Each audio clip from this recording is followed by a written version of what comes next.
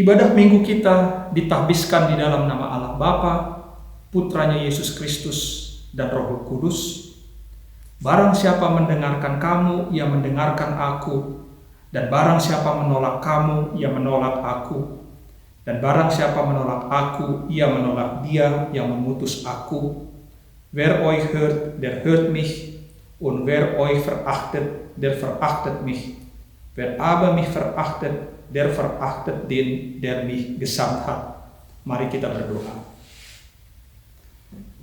Ya Tuhan Allah yang Maha Kuasa, berikanlah bagi kami iman yang benar, yang tumbuh dan kuat. Berikanlah bagi kami kasih yang setia mencintai Tuhan dan manusia. Berikanlah bagi kami pengharapan yang hidup, supaya kami bersuka cita melakukan kehendak-Mu. Dengarkanlah doa kami ini di dalam nama anak-Mu, Tuhan Yesus Kristus Tuhan kami.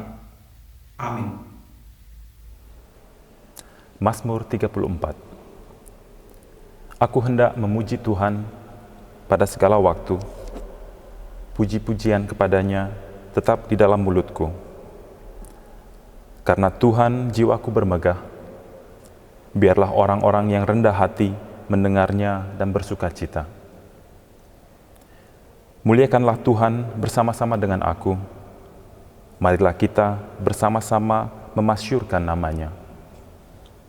Aku telah mencari Tuhan, lalu Ia menjawab aku dan melepaskan aku dari segala kegentaranku.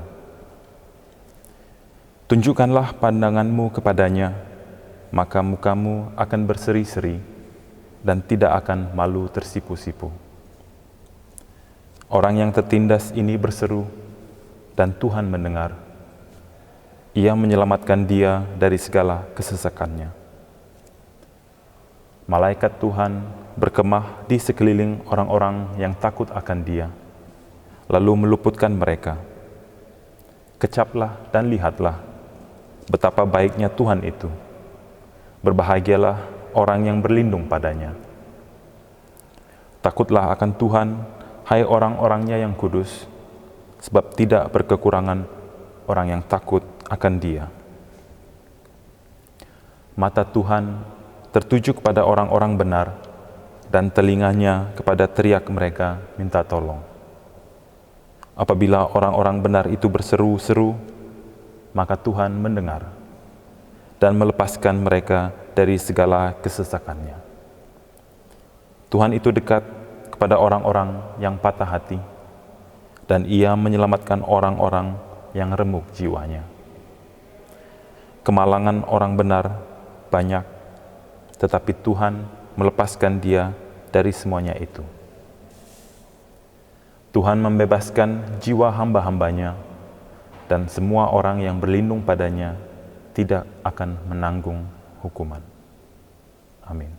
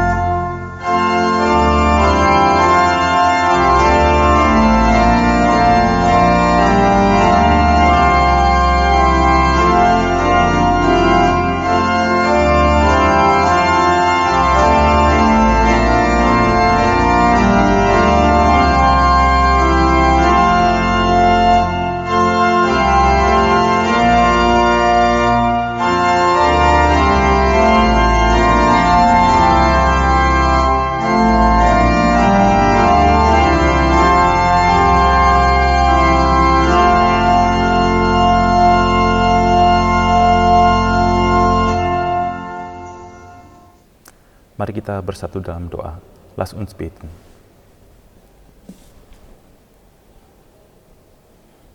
Ya Tuhan, Engkau dengan penuh kasih mengubah semua penderitaan di dunia ini. Ubahlah dan hentikanlah segala sesuatu yang menyiksa dan menyakitkan kami. Bantulah kami untuk bertahan terhadap sesuatu yang tidak bisa kami ubah. Semoga firman-Mu saat ini menguatkan kami kembali, karena kami percaya bahwa kasih-Mu bisa menumbuhkan harapan. Jadikanlah kami manusia, saksi-saksi-Mu. Gott, du hast mit deiner Liebe alles Leid dieser Welt verwandelt. Verändere, wende, beende, was uns quält und schmerzt. Hilf auszuhalten, was wir nicht verändern können. Deine Liebe lässt Hoffnung wachsen. Du machst Menschen zu deinen Zeuginnen und Zeugen. Amen.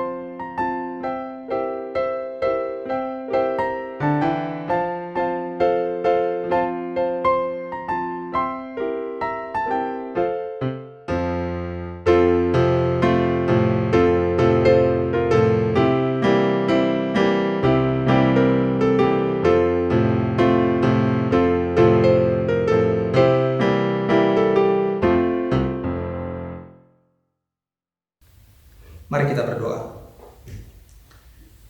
Damai sejahtera Allah yang melampaui segala akal budi, itulah yang memelihara hati dan pikiranmu di dalam Kristus Yesus Tuhan kita.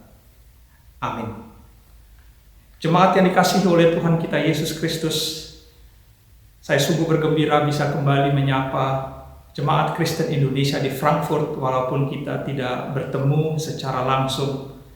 Tapi kami percaya bahwa berkat Tuhan juga menyapa kita melalui virtual ibadah minggu di hari ini.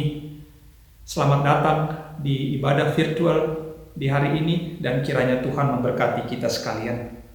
Firman Tuhan bagi kita di sore hari ini saya angkat dari Kisah Para Rasul 27 ayat 24 hingga ayat 25. Demikianlah firman Tuhan.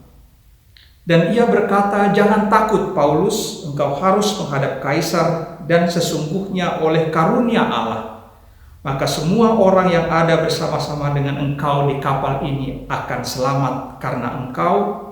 Sebab itu tabahkanlah hatimu, saudara-saudara, karena aku percaya kepada Allah bahwa semuanya pasti terjadi sama seperti yang dinyatakan kepadaku." Apostelgeschichte 27, Verse 24 bis 25. Und sprach, "Fürchte dich nicht, Paulus, du musst vor den Kaiser gestellt werden. Und siehe, Gott hat dir geschenkt alle, die mit dir fahren. Darum, ihr Männer, seid unverzagt, denn ich glaube Gott, es wird so geschehen, wie mir gesagt ist." Jemaat yang terkasih di dalam nama Tuhan kita Yesus Kristus, saya akan berbicara di hari ini tentang iman di tengah krisis. Saat ini seluruh dunia digentarkan dengan wabah COVID-19 yang tidak pernah kita bayangkan sebelumnya bisa tiba di Jerman dan di Eropa ini dengan sistem kesehatannya yang sangat baik. Karena wabah itu ada di antara kita yang semakin cemas karena kondisi pekerjaan yang mungkin terancam. Saya mendengar akibat wabah ini banyak terjadi kekerasan di dalam rumah tangga, banyak mungkin di antara kita mengalami depresi, kecemasan, dan bahkan harus mengakhiri hidupnya karena tidak sanggup melihat skenario yang buruk dari pandemi ini. Tentu ada keraguan di dalam hati kita, apakah Tuhan telah meninggalkan kita? Mengapa Tuhan tidak bertindak di masa-masa yang sulit ini? Karenanya saudaraku, yang pertama yang hendak saya tekankan adalah ingatlah bahwa Allah berjanji menghantarkan kita tiba hingga ke tujuan. Pegang dan ingat tetap janjinya agar engkau mampu melewati setiap badai di dalam kehidupanmu. Sebab badai itu bukan hanya COVID-19, banyak badai kehidupan terjadi di tengah-tengah kehidupan kita. Dan Paulus pada saat itu berada di tengah ancaman kematian bersama sekitar 276 orang di atas kapal yang rencananya akan membawanya ke Roma. Jika kita membaca secara utuh Kisah Para Rasul 27 ini. Di tengah perjalanan, kapal yang ditumpangi Paulus diombang-ambingkan oleh badai selama berhari-hari. Bahkan karena hebatnya badai itu, para penumpang tidak lagi melihat bulan atau bintang, yang mereka lihat hanya kegelapan. Karenanya di ayat 20, di tengah situasi yang begitu mencekam itu, ditulis akhirnya putuslah segala harapan kami untuk dapat menyelamatkan diri. Keputusasaan. Dan saat ini kita mungkin ada di dalam perasaan keputusasaan seperti yang dialami oleh penumpang kapal itu. Kita putus asa apakah kita bisa terlepas dari virus ini. Kita putus asa ketika tubuh kita semakin lemah karena berbagai macam penyakit. Kita mungkin mengatakan di dalam hati kita bahwa tidak mungkin lagi kita mengalami kesembuhan, atau perusahaan kita mengalami kebangkrutan, atau mungkin pekerjaan yang kita tidak mungkin lagi peroleh, kita hanya mengirim lamaran tapi tidak pernah ada jawaban, dan banyak lagi perasaan-perasaan keputusasaan yang mungkin kita hadapi setiap hari pada hari-hari belakangan ini. Tapi saudaraku sekalian, ini kuncinya. Di ayat 23-24 dikatakan bahwa Paulus bermimpi bertemu dengan seorang malaikat Allah yang mengatakan, "Jangan takut Paulus, engkau harus menghadap kaisar." Luar biasa. Di tengah situasi yang mencekam itu, Allah justru menjanjikan hal yang berbeda, engkau harus menghadap kaisar. Saudaraku, kapal yang ditumpangi Paulus mungkin akan karam. Angin terlalu kencang, dan seolah tidak ada lagi harapan. Seolah kematian itu sudah begitu dekat dengan mereka. Tapi Allah berjanji berbeda dengan apa yang mereka alami. Karena Allah mengatakan, Paulus, engkau harus menghadap kaisar.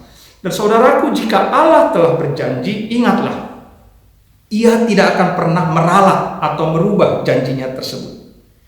Ketika kita merasakan dan melihat bahwa tidak ada lagi harapan di dalam kehidupan kita, tetapi Allah justru mau mengatakan, aku akan menghantarmu sampai ke tujuan, dan aku akan menunjukkan kemuliaanku, bahkan di tengah kematian sekalipun aku mampu menyelamatkanmu.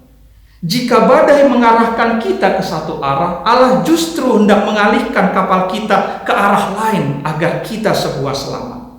Karenanya yang penting, yang sangat diharapkan oleh Tuhan pada situasi ini adalah beriman kepada Allah Tritunggal. Beriman berarti bukan beriman atas apa yang kita lihat, atas apa yang kita rasakan, tapi beriman atas apa yang kita kenal dan yakini tentang Allah yang kita kenal di dalam Alkitab. Karenanya saudaraku, musuh mungkin akan terus datang menyerang kita. Hasil pemeriksaan kesehatan kita mungkin tidak memuaskan. Keadaan keuangan kita mungkin mencemaskan. Dan kita tidak tahu kapan pandemi COVID-19 ini akan berakhir. Tapi itu bukanlah penentu masa depan kita. Janji Allah tidak akan mampu menghentikan kita untuk tiba di tujuan, bahkan ketika badai itu begitu mematikan sehingga tidak ada lagi harapan untuk sampai ke pelabuhan. Marilah kita tetap mengingat janji Allah seperti di ayat 24 tertulis, semua orang yang ada bersama-sama dengan kamu akan selamat karena engkau. Karena itu, berpegang teguh pada janji ini, di tengah bencana ini, kita dipanggil untuk justru menyuarakan, menyatakan kemuliaan Allah. Di tengah kesulitan apapun, tetaplah menyatakan janji Allah. Tetaplah kita mengingat janji Allah bahwa kita akan sembuh. Allah berjanji bahwa kita akan mampu melewati pandemi ini. Allah berjanji bahwa rumah tangga kita akan baik-baik saja. Allah berjanji bahwa musuh kita tidak akan sanggup merusak kehidupan kita. Karena apa? Karena Allah jauh lebih berkuasa dari segala kuasa dan badai yang kita saksikan saat ini. Ketika saya mengunjungi kamp pengungsi di sekitar Gunung Sinabung di Tanah Karo akibat letusan Gunung Sinabung, saya melihat kondisi pengungsi yang sangat memprihatinkan. Mereka ditempatkan di kamp pengungsian di beberapa bangunan, kesulitan memperoleh air bersih, anak-anak kesulitan belajar. Jangan bandingkan dengan kondisi stay at home yang kita alami. Kamp yang pengap. Namun saya juga diundang ke sebuah kebaktian keluarga di kamp pengungsian itu. Kami semua duduk di lantai tanpa tikar. Saya sama sekali tidak melihat keputusasaan dan kesedihan yang mendalam.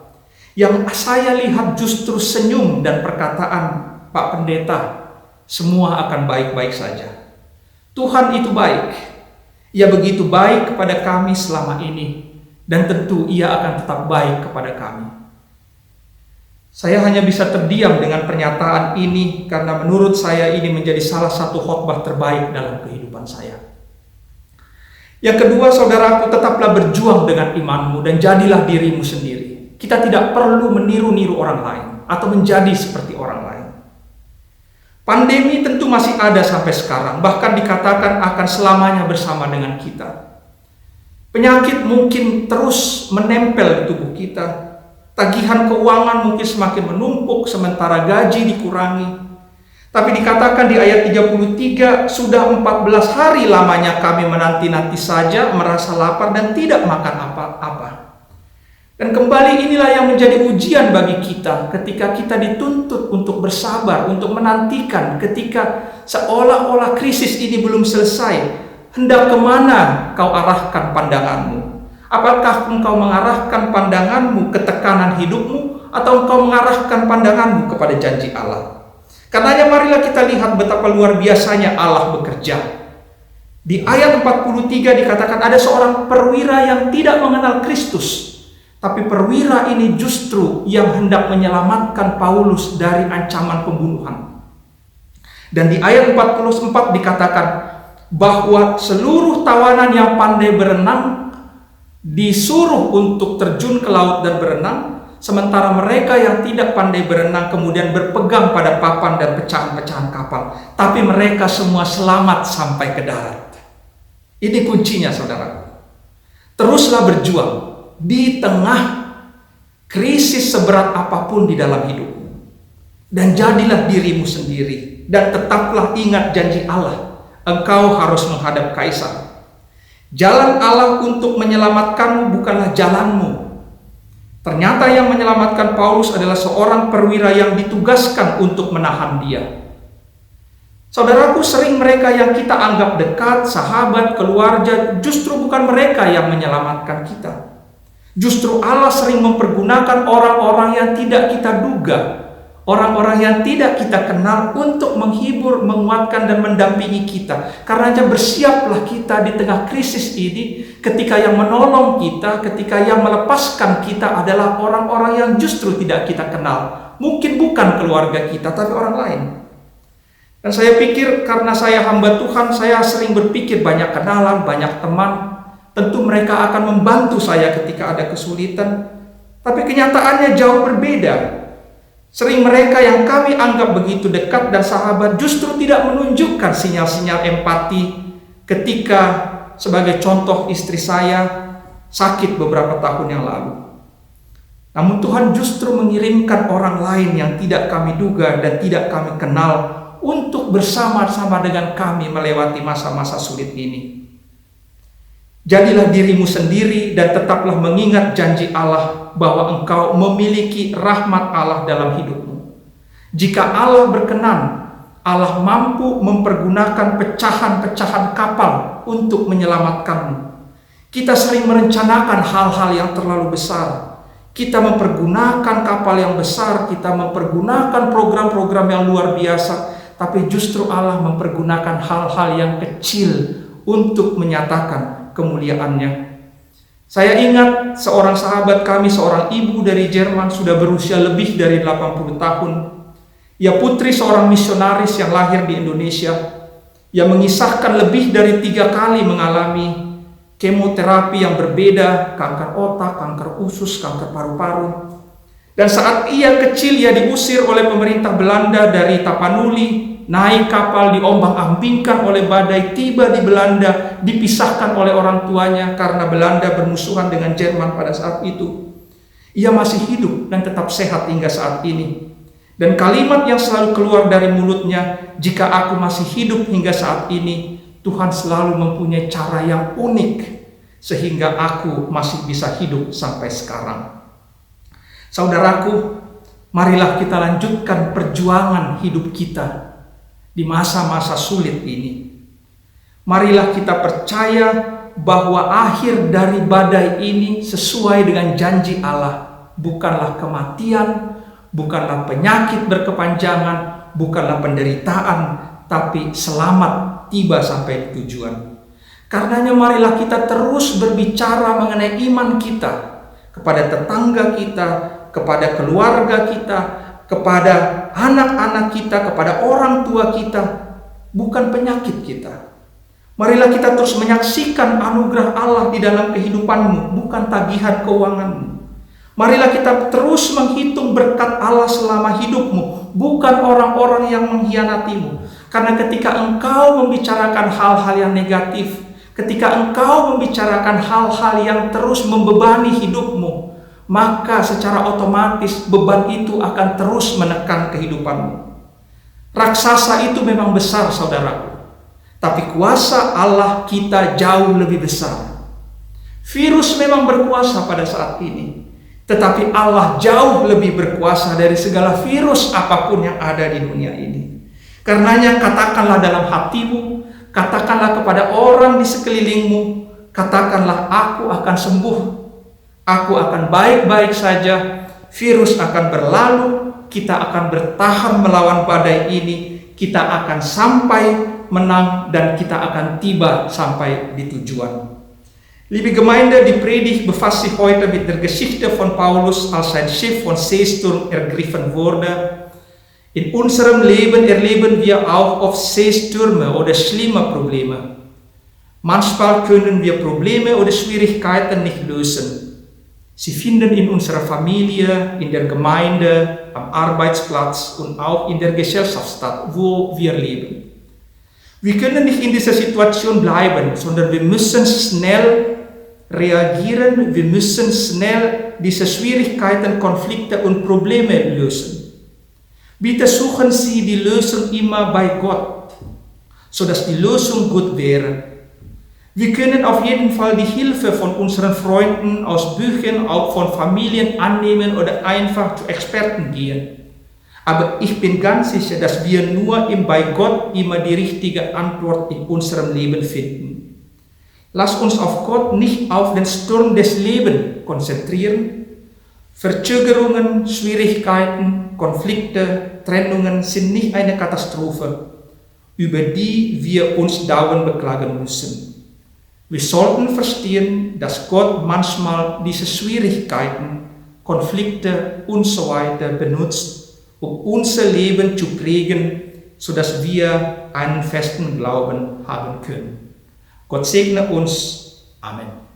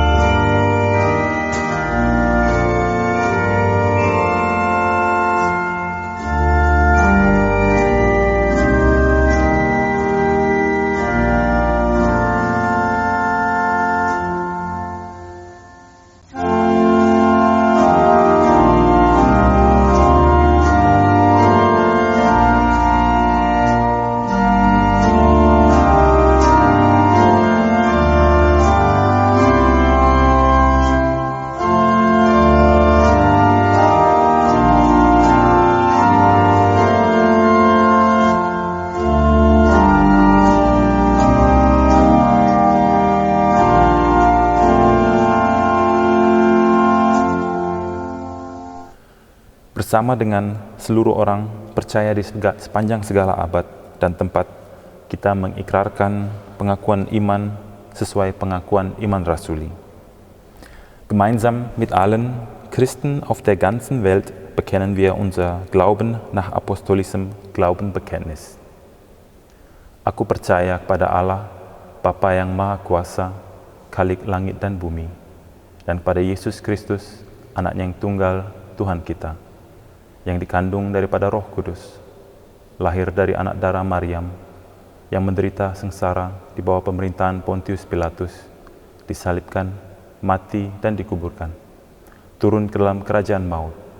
Pada hari yang ketiga, bangkit pula dari antara orang mati, naik ke surga, duduk di sebelah kanan Allah, Bapa yang Maha Kuasa, dan akan datang dari sana untuk menghakimi orang yang hidup dan yang mati. Aku percaya kepada Roh Kudus, gereja yang kudus dan am, persekutuan orang kudus, pengampunan dosa, kebangkitan orang mati, dan hidup yang kekal. Amin.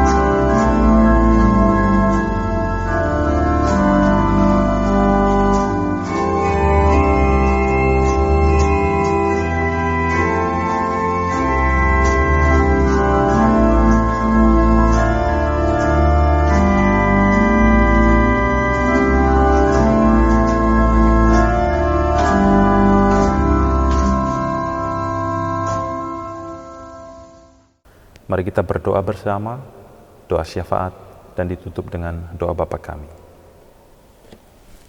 Lass uns beten. Allah yang kudus dan pengasih, kami naikkan syukur untuk ibadah yang kami rayakan saat ini. Baharui kami oleh Roh-Mu dan semangatkan kami oleh firman-Mu. Kami bersyukur bersama saudara-saudari kami yang berhari ulang tahun. Tuhan memberkati tahun kehidupan mereka yang baru dengan kesehatan, kekuatan, dan hikmat. Kami berdoa untuk jemaat-Mu yang sedang berduka cita. Hiburkan dan gantilah duka cita mereka dengan sukacita yang baru, dan berikan kekuatan darimu. Hapuskanlah air mata mereka dan hiburkanlah mereka. Kami berdoa bagi jemaat yang bergumul sakit. Kasih-Mu merangkul mereka. Berikan mereka kekuatan dalam iman, pengharapan, dan kesabaran. Dreieiniger Gott, du verwandelst alles in Segen und lässt uns zum Segen werden. Dafür danken wir dir von ganzem Herzen. So sei du gerade in diesen ungewöhnlichen Zeiten mit deinem Segen bei uns und in der Welt. Wandle du unsere Sorgen in Zuversicht, unsere Ängstlichkeit in Wagemut, den Schmerz in eine neue Fähigkeit, Liebe zu empfinden und zu verschenken. Aus den Ungereimheiten und Brüchen in unserem Leben schaffe du in uns ein Herz für die gebrochenen Wege anderer. Mache uns gewiss, dass dein Heiliger Geist auch unsere unerfüllte Sehnsucht in Segen verwandeln kann. Wir bitten dich um Beistand für alle, die in aller Welt von der Corona-Pandemie betroffen sind, für die Kranken und Sterbenden und ihre Familien. Wir bitten für alle, die gegen Rassismus weltweit auf die Straße gehen, vor allem in den USA, und für friedliche Proteste. Wir bitten um ökumenische Gemeinschaft in der Welt. Kami berdoa bagi upaya-upaya dialog di antara agama-agama di dunia ini. Kiranya Engkau membuka hati kami semua dan memberi kepercayaan dan kerendahan hati satu dengan yang lain. Berikan kekuatan untuk bekerja sama dalam menolak setiap gerakan-gerakan intoleransi dan terorisme. Kami berdoa untuk bangsa kami Indonesia. Kuatkan serta beri kebijaksanaan kepada pemerintahan Indonesia dalam mengorganisasi penanganan COVID-19.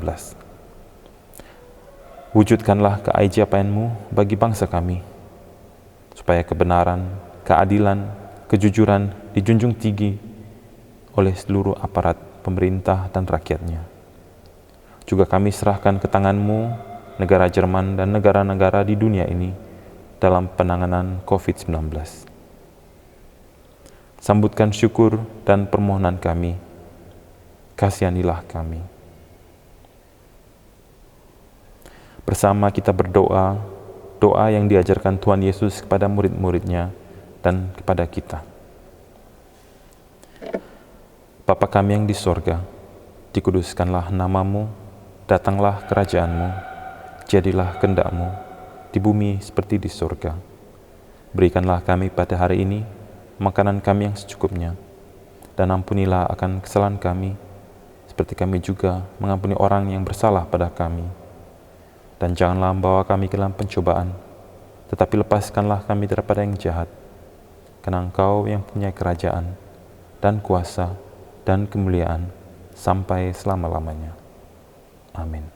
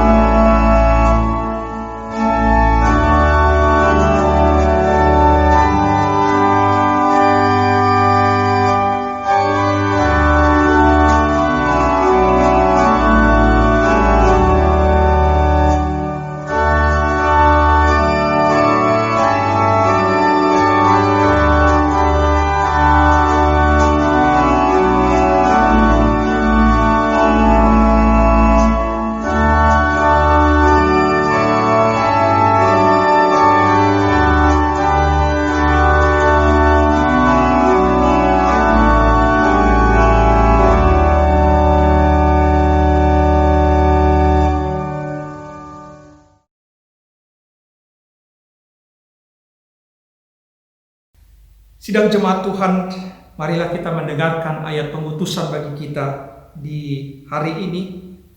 Jadi akhirnya saudara-saudara, semua yang benar, semua yang mulia, semua yang adil, semua yang suci, semua yang manis, semua yang sedap didengar, semua yang disebut kebajikan dan patut dipuji, pikirkanlah semuanya itu.